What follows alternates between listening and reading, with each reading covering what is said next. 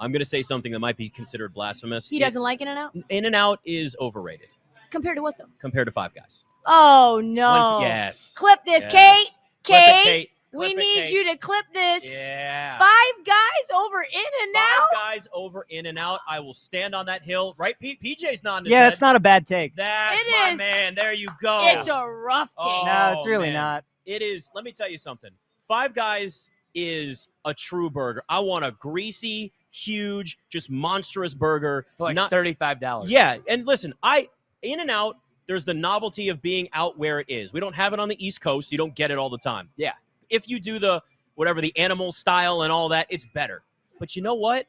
It ain't Five Guys. Five Guys is just better. I will say that, and I will shout it from the mountaintops. Oh, no. And PJ will be with me, damn it. We will die on this hill together, Tristan, my do you friend. like In-N-Out better or Whataburger? I like In-N-Out. Me too. I like See, I like In-N-Out a lot. Whataburger better. But I'm from the West Coast, and In-N-Out is something that Yeah. came. And Burgerville, which is only in Oregon, Burgerville is a very underrated burger. Mhm. Really good. If you ever Never fly had into that. Portland, they have a Tillamook cheese Burgerville burger. The best cheese, by Tillamook, the way. And the ice best. cream. Oh, yeah. Yeah. Yeah. And they serve it right up, and it's very cheap, no sales tax. I think Burgerville is better than In-N-Out. Mike Evans a better wide receiver addition than Stephon Diggs? Ooh, I think I'll go first. I think Okay. the answer is yes. Stephon Diggs was force-fed the first 4 weeks of the season, and he played pretty well. And then there were times where he wasn't even getting as many snaps as normal. He was on a milk carton. He's dropping balls in critical moments. So, and Mike Evans is coming off of, with Baker Mayfield, by the way, I would say a lesser quarterback very easily. Like, that's not even a debate. And he's having a career year. So, yeah, I think Mike Evans right now is a better receiver than Stephon Diggs. Yeah, I don't know what's up with Diggs, man. Like, it seemed like, Maybe he's you know, unhappy. it was like something personal, maybe between him and Josh Allen, maybe him and the organization, maybe him and the play callers, because there was two of them this year. And then they fired Ken Dorsey, and he really went on a milk carton. Like, I mean, he had the drops in the playoffs. What do you have? 3 receptions only in the loss to the Chiefs. I would go Mike Evans. Yeah. And Mike Evans is always due for a couple stinkers every season. He's Definitely. going to drop a couple in the end zone, but then he always bounces back the next week, and we always hammer his props. I would rather have Mike Evans. He's getting a little bit older, though.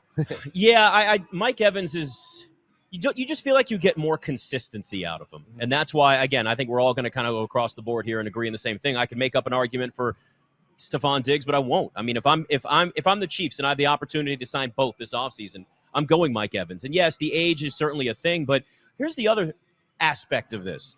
Stephon Diggs is a pain in the ass sometimes. And at some point, if he's there in Kansas City, so he could get mad at Mahomes for not throwing him the football too much. Like, I understand the whole diva receiver thing gets used a lot, but it matters. It's like, it can be a distraction.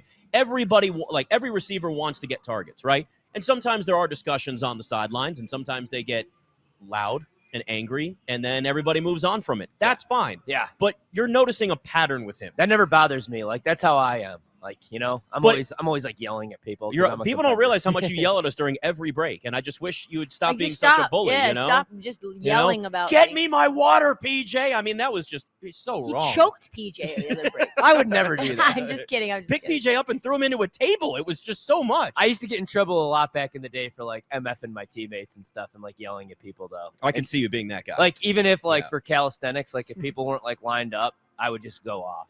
You were a leader, damn it. Yeah, I thought like I was like legitimately probably going to play in the league, but then I was 5'9" my entire life. Yeah, Slow I haven't and been white. that scared since yesterday when Nick and I almost died in the Uber.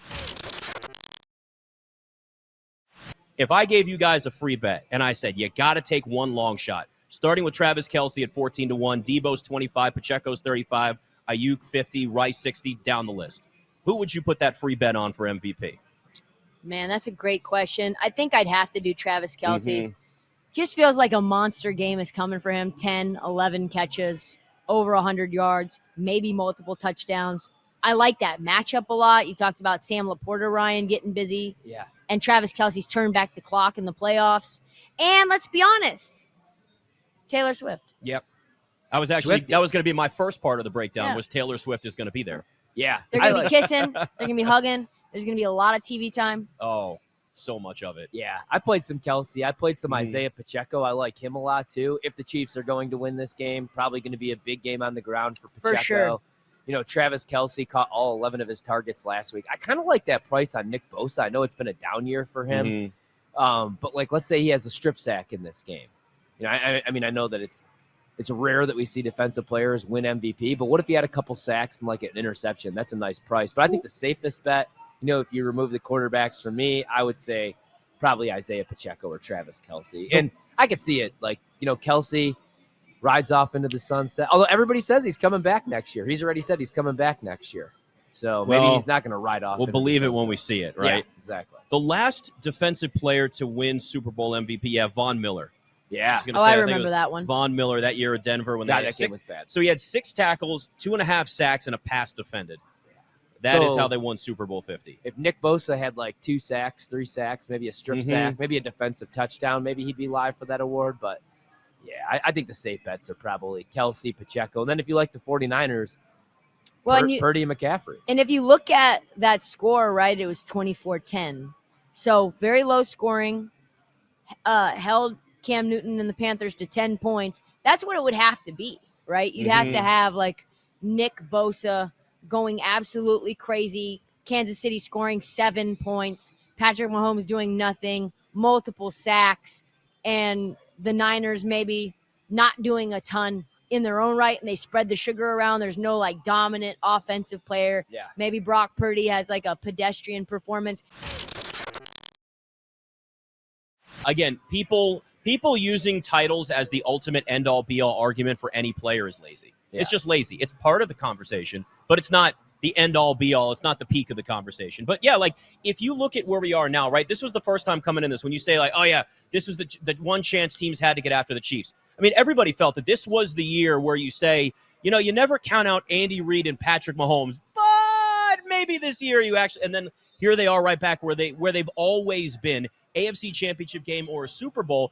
And you just realize that there are certain teams that also, like, it starts with the culture. We talk about heat culture. Well, there's a reason why you have somebody like Kansas City just find ways to turn that up a notch or 3 notches or whatever, how many notches you want it to be once you get to these important games in the playoffs. And that's where they are. And they've now just realized, too, here's the guys that we can count on. Isaiah Pacheco's one of them. By the way, one of the most bet player props over on his rushing yards, second most only behind Brock Purdy and his rushing yards, the over there at BetMGM. I know. I'm on that too. But again, the public can be right. It's okay. I don't care if a lot of people are on that. Yeah. I like Brock Purdy and his rushing yards. I've loved Pacheco all through the playoffs. Attempts is another one. That went up to 16.5. It had been 14.5 the last couple of weeks. But you count on these guys because this is a group of players that understand what's at stake, and they've got a culture that backs up all of that. Feel to me though like there is also the potential, and I know Ryan has the futures on the Niners, so it's sort of clouding his analysis a little because he's invested in that. Yeah. But it does feel like Kansas City's defense has just been wrecking shop on every single team that they've played so far in the playoffs. The way that they made the Ravens look, the way that they made the Bills look, where they basically had to have Josh Allen run the ball for 55 yards in order to really keep that thing close. Those were both very low-scoring games. It feels like it's going to be hard for San Francisco to get points, even though their offense has been quite potent all year long. And then I can see Kansas City finding a way to push on the parts of the defense for the Niners that are very vulnerable, a.k.a. giving the ball to Isaiah Pacheco, and then kind of opening up play action and Patrick Mahomes running as well. And then there's a slight.